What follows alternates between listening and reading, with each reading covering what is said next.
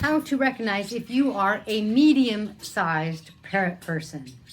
Hi, I'm Kaylin, the author of The Parrot Bliss Bond. Please get your handbook to providing a quality life so you can have quantities of bliss with your parrot on Amazon.com. Today I have Bonnie Rose, my golden conure or Queen of Bavaria. Hands down, one of the best, if not the best species of parrot. Out of the 350 to about 400 species of parrots, depending on how they're categorized. I happen to have to go to my vet, and I told her, I got Bonnie a new golden conure, and she goes, that's one of mine. My vet actually does a little bit of breeding, and it was just so wicked cool. It's like, because she loves them too. And she's like, you know what? They are the best parrots to have as a pet. I call them companions because they spend so much time with you. As a matter of fact, that is a part of what is going to determine whether or not you are a medium-sized parrot person, a small, or a large. Now, if you want to check to see if you're a small-sized parrot person or a large-sized parrot person, please check my videos. I will try to remember to put a link down below to those two videos. For a medium-sized parrot, the medium size is really nice because it's in the middle. And I'm going to backtrack for 1 second. I'm going to tell you that, I categorize parrots into small, medium, and large, and it's kind of crazy and hard because my parrotlets, which are the second to smallest species, are 30 grams, and my macaws, which aren't the largest in the macaw family, they're 1,000 grams. So there's quite a difference between 30 and 1,000.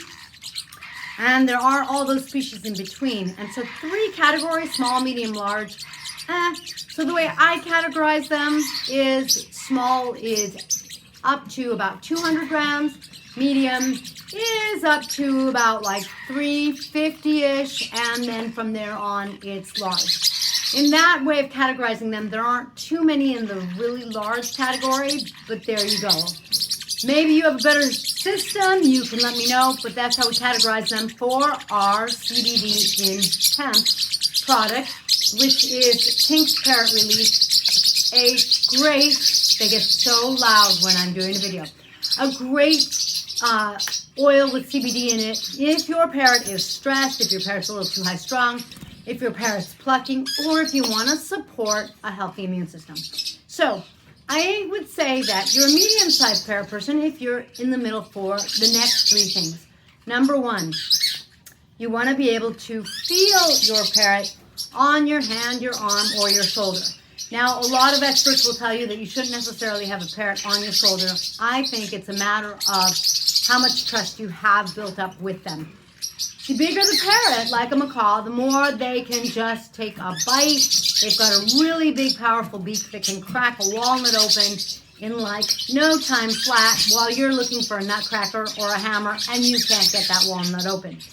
So you really want to be aware and be cautious because that's one of the things. You want a parrot that you can feel on your shoulder because at 30 grams, sometimes I don't even know if I have a parrotlet on my shoulder.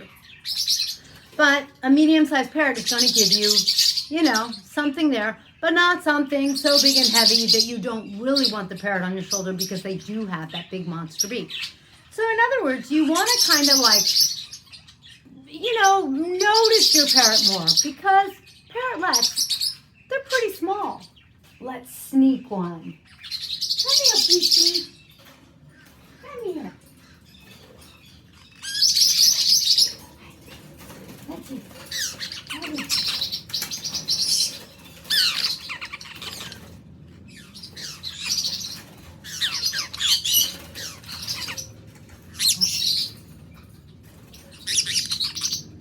When you've got such a little kite,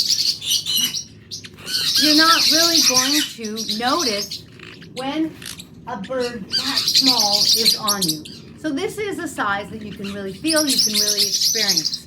Number 2, you want a parrot that you can interact with more, but your lifestyle is, I love my companion, I am smitten. Your parrot will win you over if you spend time with them.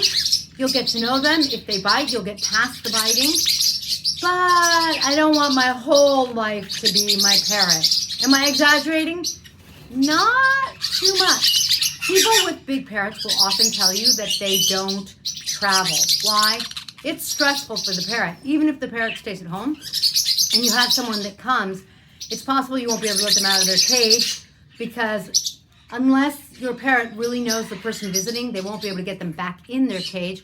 Your parrot won't come near them or will bite them.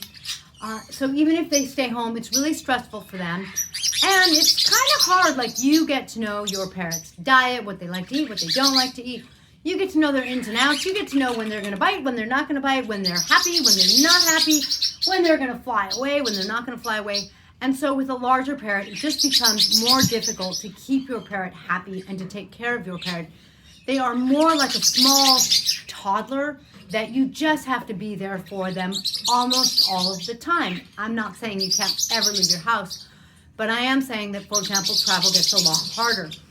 Interacting with a parrot, when you have a big parrot, especially if you only have one, I always recommend two, so that they can keep each other company some. But interacting with them daily is an absolute must. That doesn't mean hours on end, but it does mean giving them some time and attention at least a couple times throughout the day, and spending at least 10, 15 minutes at least. I mean, that's really just scraping the surface for a really big parrot. And, you know, giving them their food, checking on their food, checking their water, see if they need new water. They are quite a commitment. Now, a medium-sized parrot is similar. They need those fresh vegetables in the morning. You still have to check on their water, make sure they didn't poop in their water. One of the best places for a parrot to poop. Make sure that they didn't knock all their food out of their cage so that they're going to starve to death. They are still a bird that takes some time and dedication. It's just that, number 3, when you have a medium-sized parrot, this parrot does not want to get off my shoulder. She's like, no, don't pick me up. I want to stay with you. Look at her. I want to stay with you. When you have a medium-sized parrot, it's a lot easier to handle them. You're not going anywhere. I was just going to try to pick you up and let people see you. That's all. Pretty girl. Pretty girl. The other advantage to a medium-sized parrot, depending on the species, make sure you research the kind of parrot that you're looking at getting so that you understand their particulars, their diet, their sound level, anything that you might need to know about them, generalities about the personality for the species, so that you find a good match for you. But with a medium-sized parrot, generally speaking, they're not going to be as loud as a larger parrot. So that's something that can also be a little easier on you. Bonnies, golden conure, for example, they can be loud. They can certainly make a call, but you can hear out here in, the front of my house, my little guys are making noise, but she's being pretty quiet and pretty awesome. This is one of the most loving birds, and she pretty much, I would say, is like our medium-sized bird, right? I would say the ideal, the most fantastic parrot. Mwah. She is just a love. So there you have 3 ways. You kind of want to feel the bird. You kind of want to experience them when they're smaller. I'm not saying that they're not as pronounced. I'm saying that they're not physically as easy to feel and feel the way, So you want something a little more physically bigger for you, not so small. You want a bird that you can more easily hold and handle, and you don't want them to necessarily be your whole entire life. And that's not to say, of course, that a parrot like Bonnie doesn't still require plenty of time and attention, because she does. I'm just saying the bigger the bird in some ways, and generally speaking, the more time and attention they need. Thank you for joining me in this blissful video. I have 18 species of parrots. I love parrots. If you have any questions or comments, please be sure to share, especially if you enjoyed the video. Make sure that you subscribe. Make sure that you set your preferences so that YouTube lets you know when we have a video, usually every day. And if you want to pay some love forward, please be sure to comment and like the video. That helps my channel immensely. Thanks for joining me in this blissful pre-Halloween video. I will catch you next time.